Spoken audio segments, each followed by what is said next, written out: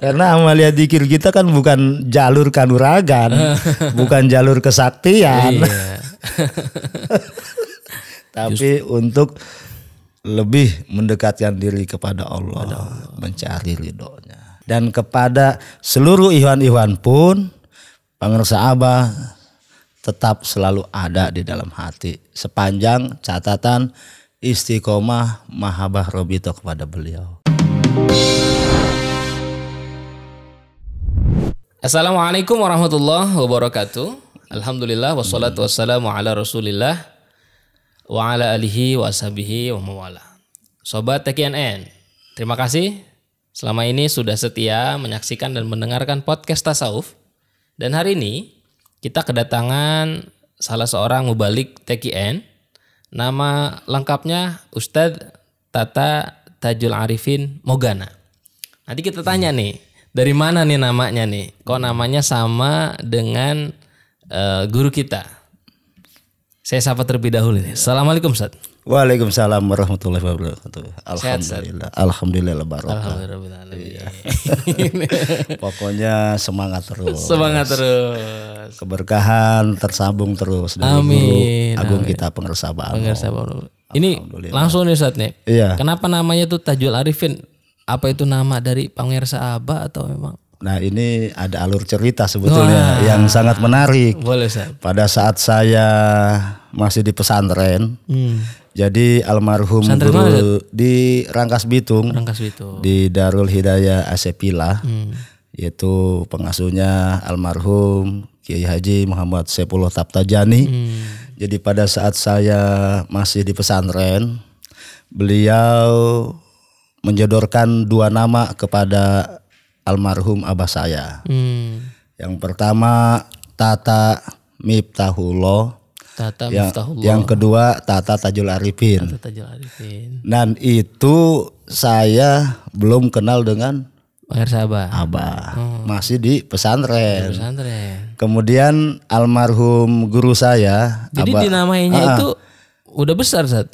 Apanya saya? Dinamain Tajul Arifin itu ketika baik di pesantren. Saya udah lagi belajar di pesantren. Dulu namanya siapa Zat? Dulu nama kan saya dulu itu kan sakit-sakitan. Jadi pada waktu masih balita tuh diganti apa namanya Dahlan. Kemudian karena sakit-sakitan diganti Ali. Nggak cocok kali ini namanya. Maklum namanya orang tua kan apa suka begitu. Ada anak sakit-sakitan, berat kali nih namanya. Ataupun nggak cocok nih. Nah dari Dahlan, Ali, kemudian Parta. Itu ketiga. Jadi itu, nama keempat. Ketiga itu nama Parta itu dari almarhum apa namanya Pak Serang. Jadi ya kebetulan beliau juga orang Serang. Dan itu tiga ya. Pada waktu masih belum pesantren. Iya, masih kecil lah. Masih kecil SD. Iya. Kemudian begitu masuk pesantren, tetap nama saya itu Parta. Kemudian guru saya itu almarhum Abah Haji Muhammad Saifullah Taptajani, semoga Allah memberikan ampun dan rahmat kepada beliau. Amin. Menyodorkan dua nama kepada almarhum abah saya. Jadi yang pertama Tata Miftahullah, yang kedua Tata Tajul Arifin. Kemudian yang disodorkan pertama itu sama guru saya Tata Miftahullah. Kemudian abah saya menolak. Jangan itulah. Jangan ini. Yang akhirnya pilihan yang kedua Tata Tajul Arifin. Begitu guru saya memberi nama tambahan kepada saya Tata Tajul Arifin, hati saya serak gitu. Tapi pada waktu Tata Miftahullah kurang serak. Abah saya nggak serak, hati saya nggak serak. Nah itu. Pas begitu Tata Tajul Arifin langsung serak dua-duanya klop gitu ya. Kayak apa namanya? Baut sama Mur. Alhamdulillah. Alhamdulillah. Ini alur cerita.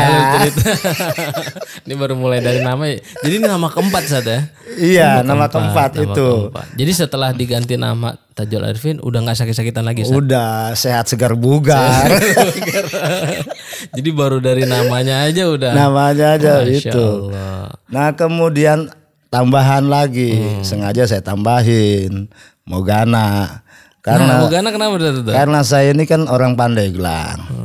Orang tua saya dari Pandeglang dan saya Pandeglang di desa Mogana. Dari Cikole, Kadugedong, belok kiri ada desa Mogana. Jadi saya tambahin aja Mogana gitu. Dan di situ alhamdulillah Kang Aep. Cinta tanah air nih, iya. Cinta desa. Jadi alhamdulillah di situ Kang Aep rutin istiqomah manakib tiap bulan. Di Mogana? Iya, yang dipimpin sama pamili saya Ustadz Hamid. Oke, ini saya mau kilas balik nih Kilas Ustadz balik nih, ya. Kalau pengen pengen dapat ceritanya betul. Dulu tuh cerita awal mula nih Ustadz Tata nih bisa kenal TKN ya. Terus sekarang tuh ikut memperjuangkan dakwah TKN itu gimana dulu Ustadz? Dan dia ada ini juga itu ada alur cerita juga, lumayan lah itu. Mana alurnya itu Ustadz? Jadi pada saat saya masih belajar di pesantren itu saya diperlihatkan perjuangan para wali songo pada abad itu, diperlihatkan sepak terjang perjuangan para wali songo begitu luar biasanya para wali di abad itu menuntun, mendidik, membina murid-muridnya langsung hakul yakinnya itu melesat. Makrifatnya tembus gitu. Itu waktu sekolah berarti sejarah kebudayaan Islam Ustaz ya? Iya. Itu waktu saya di pesantren itu diperlihatkan begitu. Oh, itu orang dulu kan nggak banyak belajar kitab. Kemudian baca Al-Quran pun kadang masih. Tapi kenapa ini makrifatnya tembus? Nah, hakul yakinnya melesat. Jadi di pesantren udah belajar tasawuf juga Ustaz ya? Dia belajar juga, cuma saya diperlihatkan itu aja. Nah, ini maksud perlihatkan tuh gimana Ustaz? Artinya ke hati kepikiran saya. Apa memang sebelumnya diajarkan di sekolah atau waktu lagi di majelis atau enggak. Oh. Jadi saya artinya dinampakkan lah gitu. Begitu maksudnya. Iya. Dinampakkan ke hati pikiran saya tentang sepak terjang perjuangan para wali songo di abad itu dalam membina, menuntun murid-muridnya sehingga makrifatnya itu usia berapa Ustaz? Itu kurang lebih SMP, SMA? SMP udah mikirin. Sudah begitu. Udah mikirin ini ya. Dan pada waktu saya mau ke pesantren juga di stasiun Angke itu kan ada orang yang jual buku-buku agama. Iya. Itu kenapa saya memilihnya ada di situ buku makrifat. Saya milih itu. Memang udah ada kecenderungan tasawuf dari sejak dini ya. Ya begitu saya beli buku makrifat. Cuma soal mengerti enggaknya saya yang penting pokoknya senang aja senang ada kecenderungan ke situ ya. Ada tuntunan ke situ cuma belum mengerti saya. Oke. Terus bisa itu lanjut,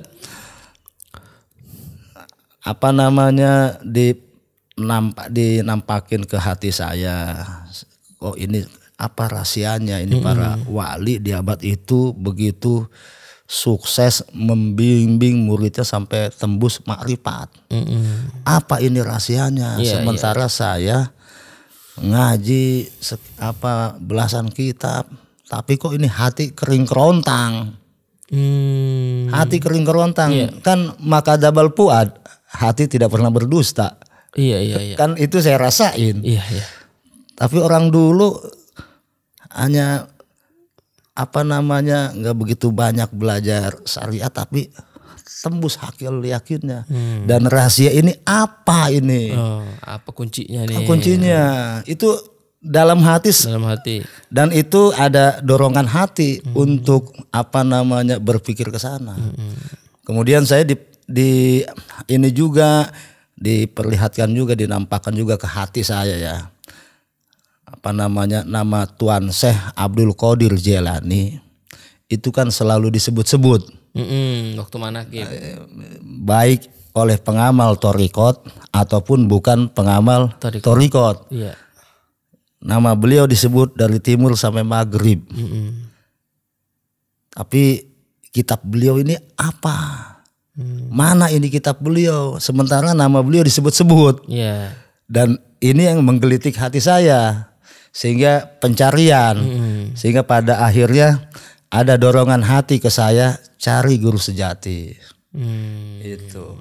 Kan mencarinya kan sulit. Usia berapa Ustaz? Mulai ya ada kecenderungan ingin mencari? Sekitar sebelum nikah berarti? Sebelum nikah itu sekitar 17-18.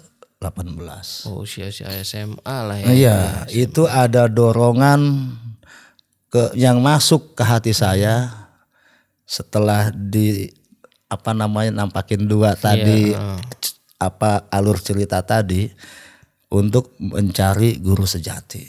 Jadi setelah ditampakkan tokoh perjuangan wali para di Nusantara dan dengan Tuan Syekh itu akhirnya ada dorongan yang masuk ke hati saya, cari guru sejati.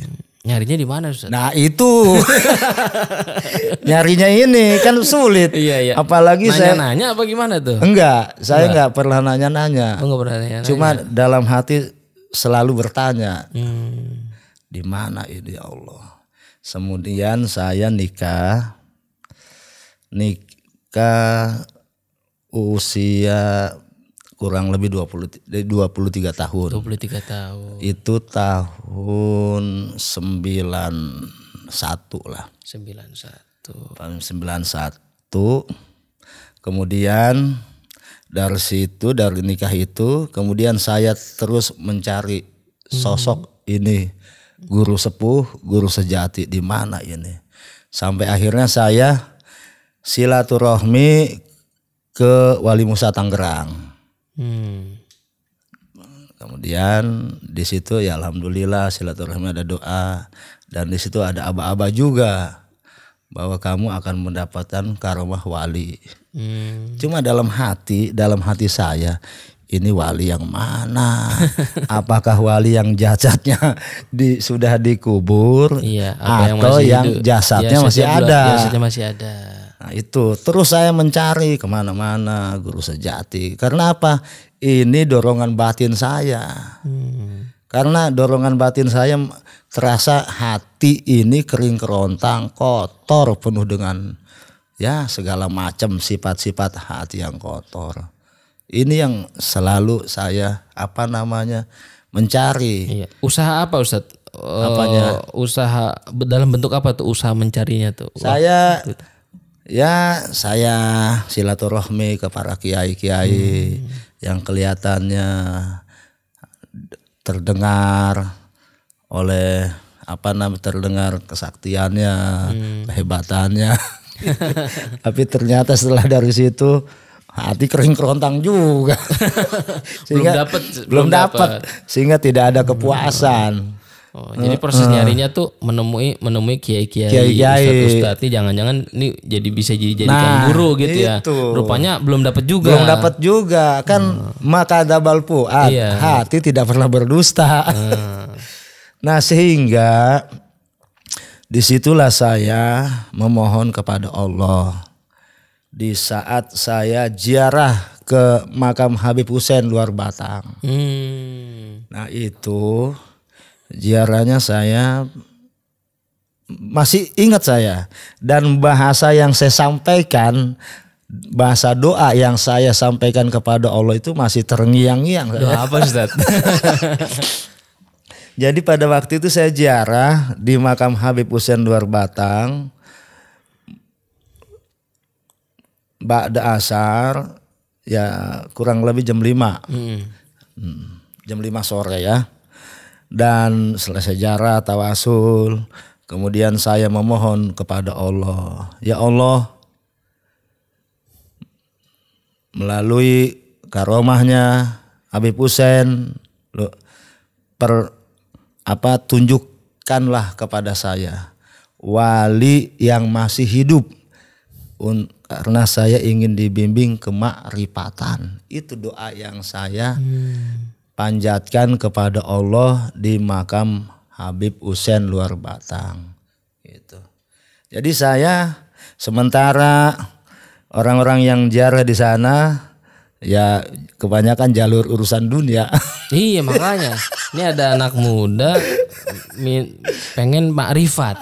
Gitu. Ya kan orang biasa kan pengen jodoh, segala macam, pengen benda, pengen jabatan. Iya, materi. Tapi saya minta kepada Allah di situ, ya Allah pertemukan kepada saya seorang wali yang masih hidup, karena saya pengen dibimbing ke makrifatan. Nah tanpa terasa itu dan tanpa dipengen-pengen air mata ya meleleh aja. Gitu. Dan akhirnya sampailah di situ saya di makam Habib Hussein menjelang maghrib. Dan di situ memang ada dorongan kuat ke hati saya. Udah ke jalur itu dulu. Maksudnya ke arah yang ke amalia yang untuk kemakrifatan. Gitu. Dan di situ alhamdulillah itu doa Allah kabulkan.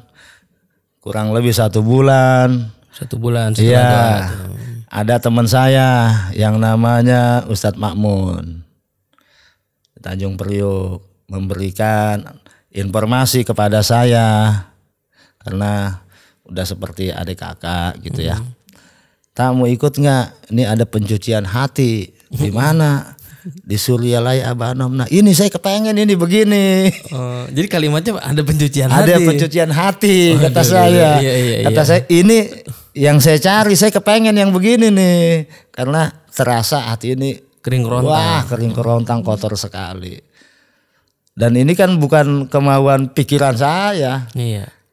Hati yang paling dalam diarahkan ke situ.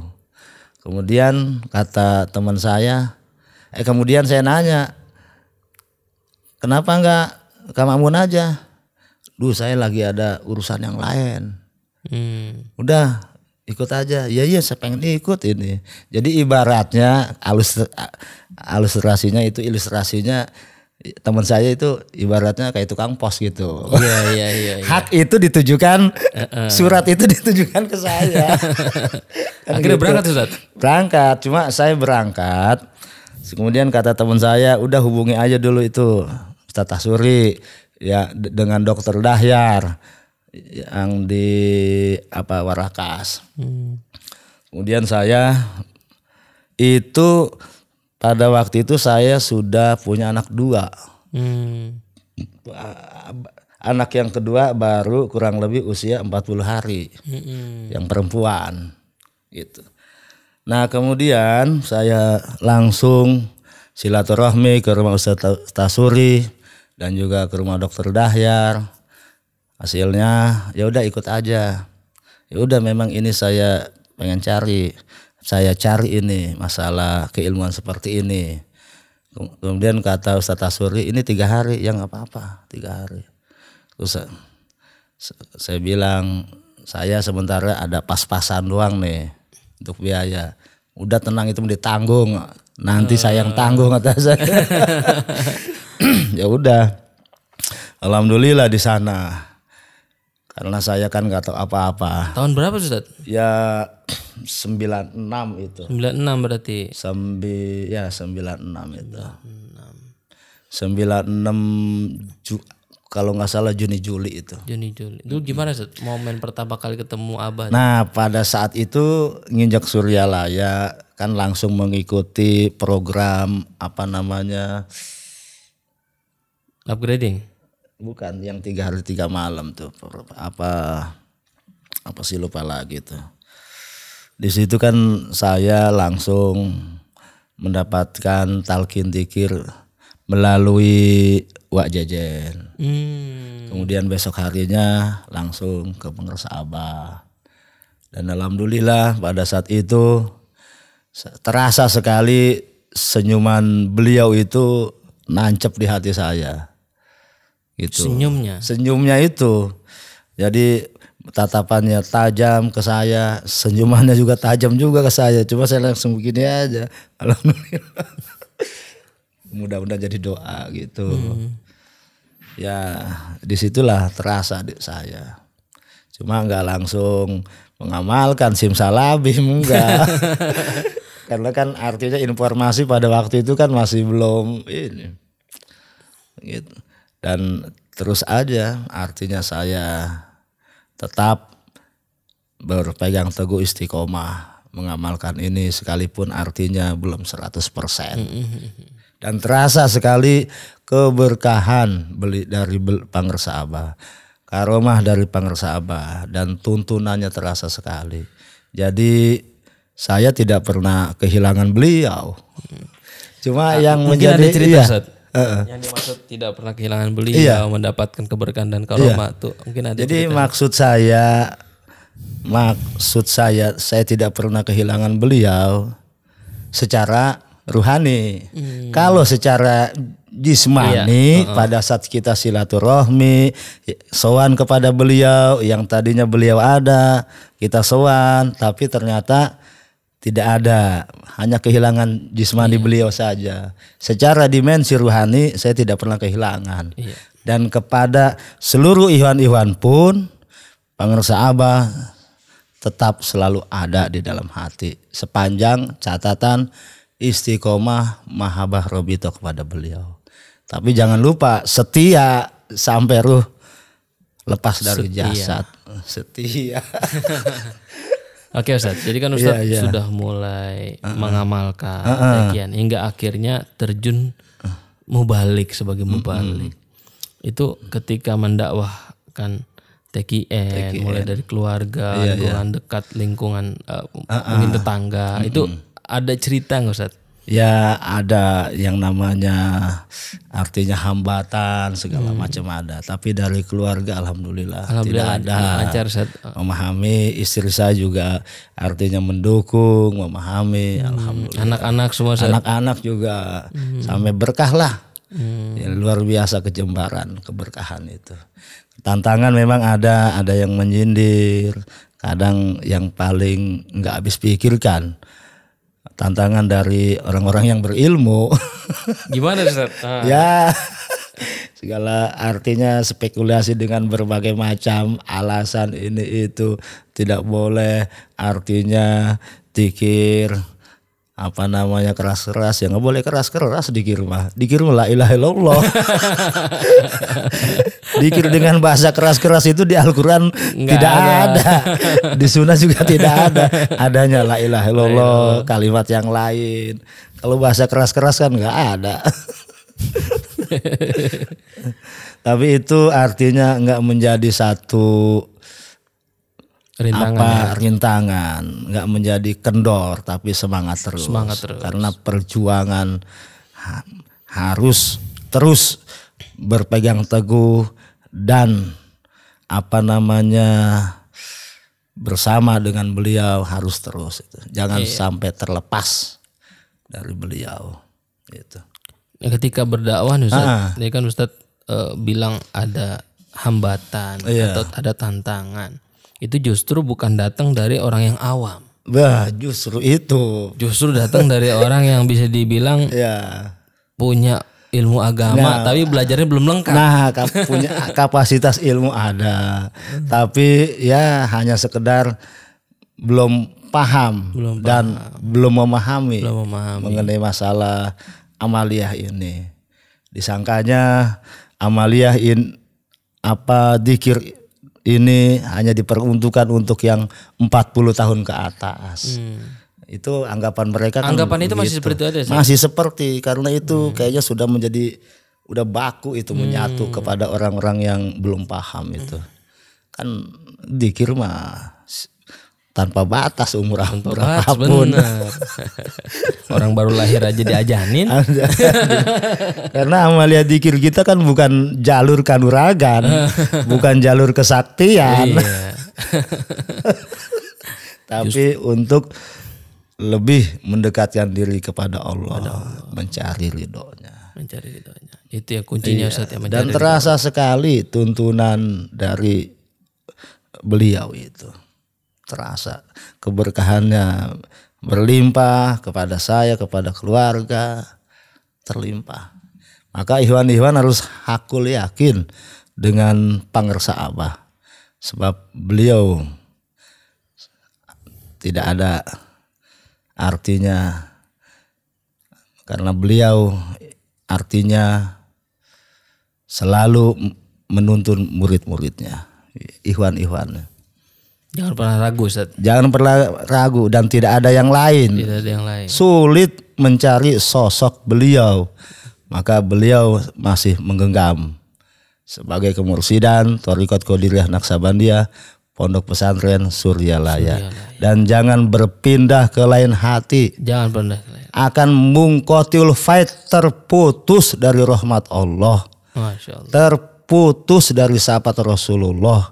Terputus dari karomah Tuan Syekh Abdul Qadir Jailani dan Tuan Syekh Ahmad Sohibul Wafat Tajul Arifin. Mungkotil fight.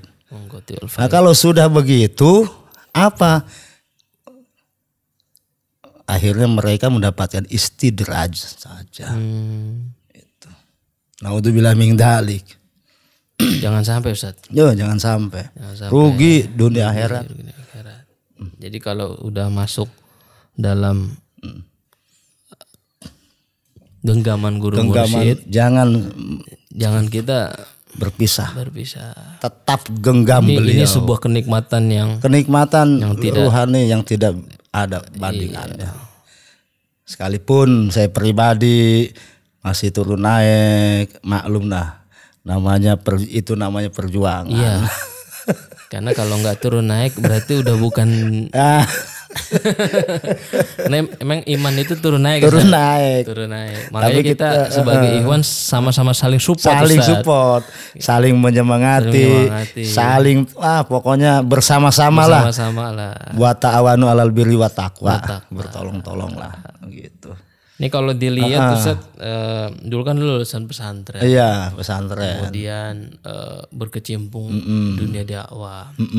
Ini dakwah daerah mana aja Ustaz yang biasa Ustaz? Saya sih masih ngider nih, kalau bahasa Betawi ngidernya kemana aja? Kalau saya sih masih biasa. Belum artinya seperti yang lainnya luas. Ya masih biasa lah. Masih kelas ecek-ecek lah. Manusia kan semua mulia Ustaz. Iya. Jadi nggak ada. Saya nggak setuju Ustaz. Masalah klaster klaster dakwah itu seakan-akan ini kelas ecek, ini kelas elit, ini kelas kelas keren. Menurut saya manusia sama. Nggak ada gaul, nggak ada bahasa begitu ya. Nggak ada kayak gitu. Ini mau yang ngisi di gedung lantai 20 sama yang di desa, menurut saya sama lah. Karena bukan tempatnya yang ini. Karena yang kita bawa ini la ilaha illallah ini yang nggak ada misi harganya. Utama ya. Misi utama itu. Ya kalau cuman seandainya Nabi cuman mikirin kalangan elit, Nabi nggak mungkin dakwah. Betul. Nabi kelasnya Nabi. Kelasnya Nabi dakwahnya ke orang miskin. Iya gitu. Ini yang mahal kita. Iya, betul. Mengikuti sunnah Rasul. Ya alhamdulillah untuk dakwah saya artinya baik di khususnya Tanjung Priuk beberapa daerah. Yang penting bagi saya punya misi satu untuk menyampaikan dan menjelaskan tentang kalimat la ilaha illallah dan juga tentang masalah talqin dzikir. Karena banyak ya tidak sedikit yang belum paham masalah talqin dzikir. Jadi kesan mereka tentang bahasa talqin itu sangkanya yang udah lagi sekarat. Ya. Iya. Apalagi nih saat kalau kita ngelihat di masa pandemi. Oh iya betul. Orang yang terkena terkena positif, kemudian dia jauh dari keluarga. Dan ini kan banyak juga yang meninggal tanpa didampingi. Kita nggak kebayang itu belum ditalkin. Nah itu. Kita nggak tahu kita meninggalnya itu seperti apa Ustadz. Dan sangat kesian juga. Kesian Bagi mereka ya yang meninggal seperti itu. Tanpa ada yang mendampingi, mengingatkan keluarga handai tolan untuk menyebut kalimat la ilaha illallah, apalagi tanpa didampingi seorang guru mursyid kamil mukamil untuk menuntun ruhnya berzikir kepada Allah. Itu sangat kasihan sekali. Iya, jadi sebetulnya Abah itu bentuk kasih sayang. Itu kasih sayang luar biasa. Dan tidak pandang bulu. Tidak pandang bulu. Baik yang rakyat jelata, menengah, atas, tidak pandang bulu. Bahkan sekalipun orang itu berlumur dengan dosa, pelacur atau bergelimang dengan narkoba, tapi beliau kasih sayang luar biasa. Iya betul. Mungkin buat sebagian orang orang yang kena narkoba tuh bisa dibilang sampah masyarakat.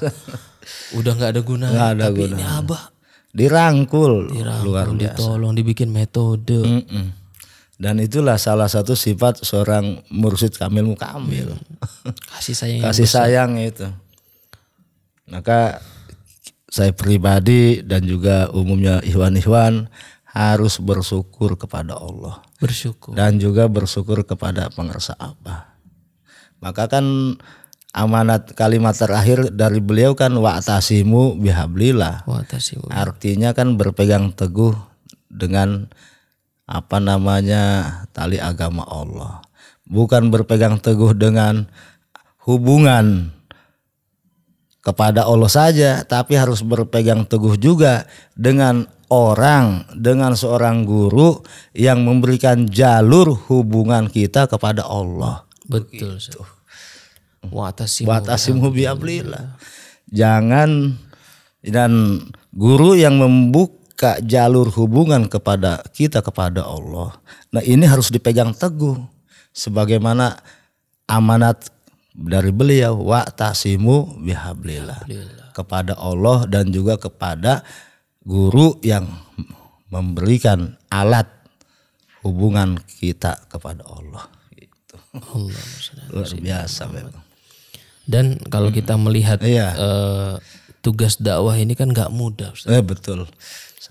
Ketika orang sudah mulai, misalnya tadi kata Ustadz, talqin dzikir dipahami hanya ketika untuk orang yang mau sakaratul maut. Sekarang pertanyaannya siapa yang tahu orang kapan sakaratul maut? Apalagi lagi masa pandemi kayak gini. Orang kan makin penting sebenarnya talqin dzikir ini disampaikan, di edukasi, disosialisasi kepada masyarakat. Terutama kayaknya kita perlu masuk juga nih ke dokter, suster. Karena mereka yang mendampingi saudara-saudara kita. Saudara-saudara kita, apalagi yang dalam kondisi kritis. Kritis bener. Kasihan supaya selamat lah. Apa Ustaz biasanya tanggapan masyarakat yang menjadi jamaah Ustadz nih. Ketika Ustadz mendakwahkan untuk talqin dzikir, apa biasanya tanggapan itu? Ya mereka masih artinya ada yang menerima juga. Ada yang menerima. Dan ada juga yang belum bisa menerima. Dan ada yang sama sekali tidak bisa mau menerima. Tidak. Oh, jadi ada yang menerima, ada yang belum menerima, dan ada yang sama sekali tidak mau menerima. Kalau yang menerima itu alhamdulillah. Alhamdulillah. Kalau yang belum mungkin proses masih ragu-ragu ya. Dalam pemikiran. Kalau yang nggak mau sama sekali, itu udah total. Ya kita doain Ustaz. Yang penting kita doa. Semoga Allah berikan petunjuk lah. Selain berdakwah juga punya pengalaman lain gak Ustaz? Berguru. Atau punya pengalaman dengan ikhwan atau dengan abah? Iya, ada lah beberapa lah. Jadi boleh di-share Ustaz? Iya. Ya artinya pada saat saya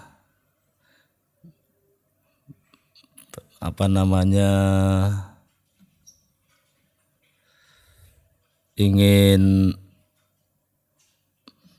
ada suatu dalam hati saya ingin minta ijazah ya kepada Abah.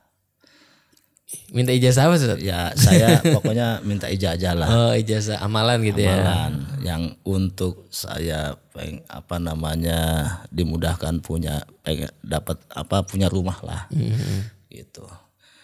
Kemudian dari situ Abah langsung memberikan artinya ijazah kepada saya. Apa Ustaz amalannya? Ya, baca nih gitu. Cuma kalimatnya nggak saya sampaikan. Oke. Ayat atau ayat salah satu dari Asmaul Husna. Oh, ada beberapa kalimat yang termuat di dalam Asmaul Husna. Ada beberapa kalimat yang dikasih ke saya. Itu Abah ngajarin langsung? Langsung pada saat saya sowan. Alhamdulillah terasa itu. Sehingga saya dimudahkan lah. Dulu waktu mintanya gimana Ustaz? Ada perasaan gimana tuh waktu minta tuh? Ya saya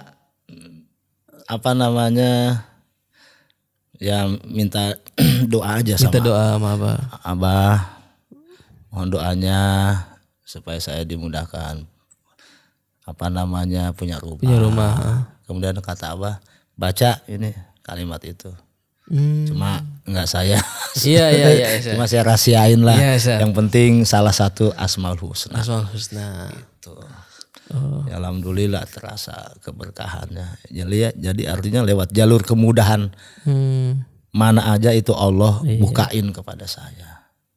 Jadi Abah tuh buat jadi jangankan minta hal yang sifatnya ruhani. Yang sifat ruhani. Kita minta yang sifatnya materi aja karena kan itu demi kepentingan. Iya, kebutuhan pokok juga. Abah ini ya. Iya. Berikan amalan. Doa untuk dari guru lah. Ada lagi Ustaz? Abah dulu gimana? Ya ada yang lainnya lah. Nah, itu nggak bisa saya. Oke, siap. Mungkin gitu. Ada pengalaman dengan Ikhwan Ustaz? Ikhwan yang ada kaitannya dengan Abah? Nah ini begini, kan pada waktu itu, waktu saya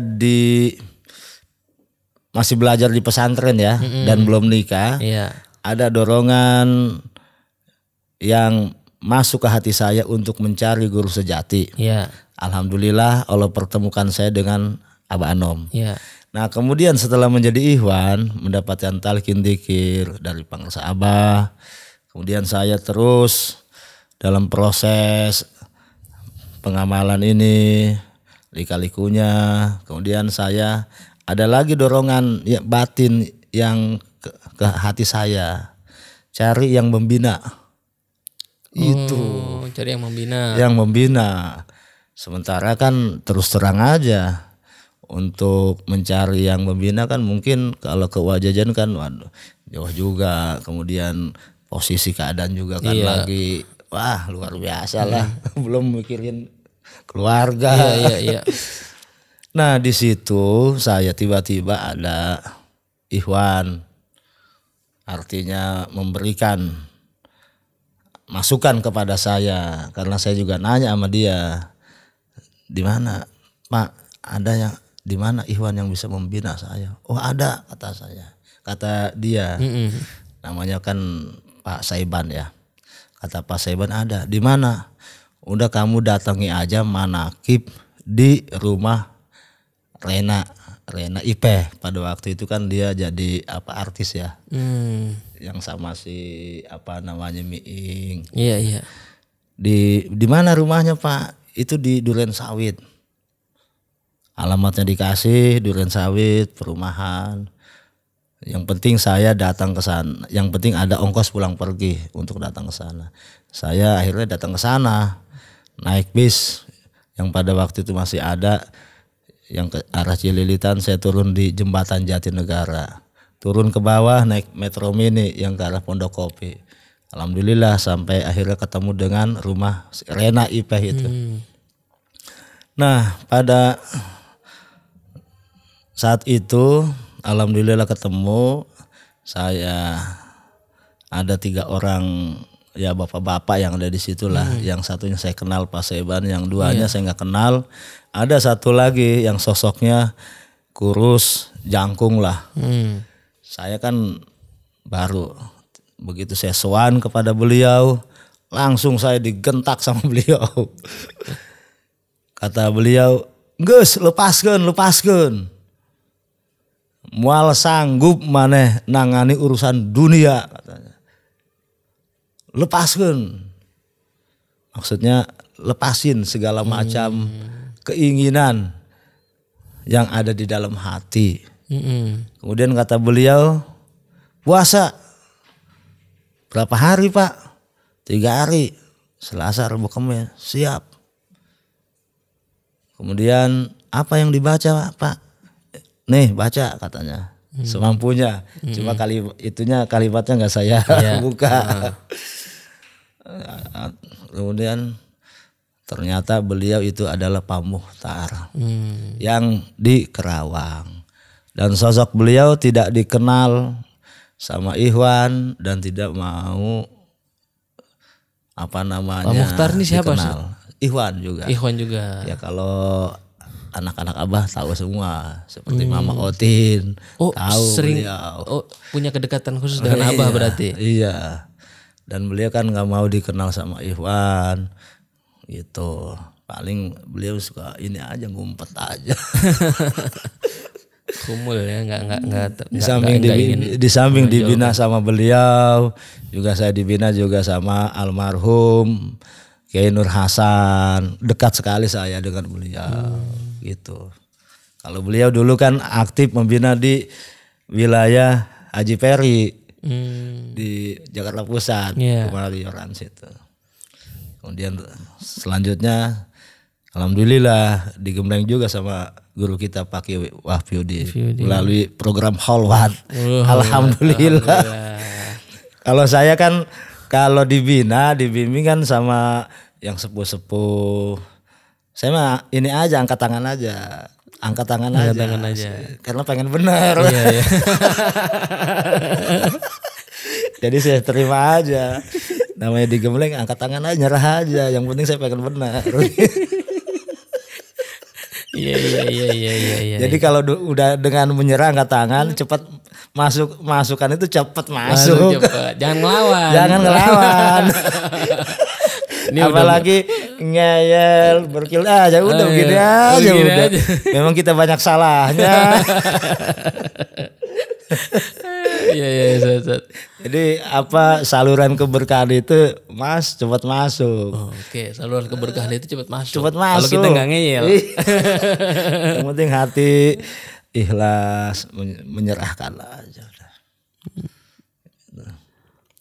Ini tentang sosok Pak Mukhtar tadi itu kan Ustadz bilang nih nggak mau dikenal. Ini emang ada cerita apa Ustadz? Ya. Beliau tuh kenapa? Maksudnya? Ya memang udah sifat karakter beliau begitu. Gitu. Jadi, emang dekat dengan Pangeran Sabah dulu?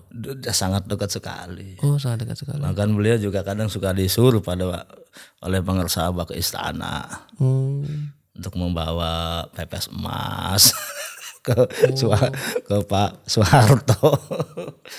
Gitu. Jadi salah satu ini. Dan memang karakter beliau begitu, artinya selalu menyembunyikan. Artinya selalu bersembunyi maksudnya. Dan padahal sama Abah deket banget sampai disuruh diutus gitu pasti orang kepercayaan. Yang ini dengan beliau almarhum Wakil Talqin Ang Cianjur. Kemudian Jangan Anta. Itu Aki Anta gitu ya. Aki Anta. Gitu. Jadi banyak artinya ya murid-murid Pangeran Sabah yang memiliki sesuatu artinya keistimewaan tapi nggak mau kelihatan, tersembunyi. Gitu kan kita harus kan mereka punya tugas bagian masing-masing dari Abah Anom. Masing-masing punya guru tugas. Kita Pak Kiai Wahyudi dikasih tugas masing-masing, semuanya dikasih tugas masing-masing gitu. Iya. Yang penting kita ikhlas menjalankan dan tetap artinya berpegang teguh kesetiaan kita dengan Abah Anom. Terima kasih Ustadz Tata. Iya, sama-sama. Sudah menyediakan waktu berbagi di podcast Tasawuf. alhamdulillah semoga ini menjadi keberkahan kita semua. Amin. Dan juga ya kita harus saling tolong menolong, apalagi yang sifatnya untuk saling menyemangati. Itu kuncinya, saling menyemangati. Itu. Oke, Sobat TKNN, terima kasih sudah menyaksikan dan mendengarkan podcast Tasawuf. Kita jumpa lagi di Sabtu mendatang. Assalamualaikum warahmatullahi wabarakatuh. Waalaikumsalam warahmatullahi wabarakatuh. Alhamdulillah.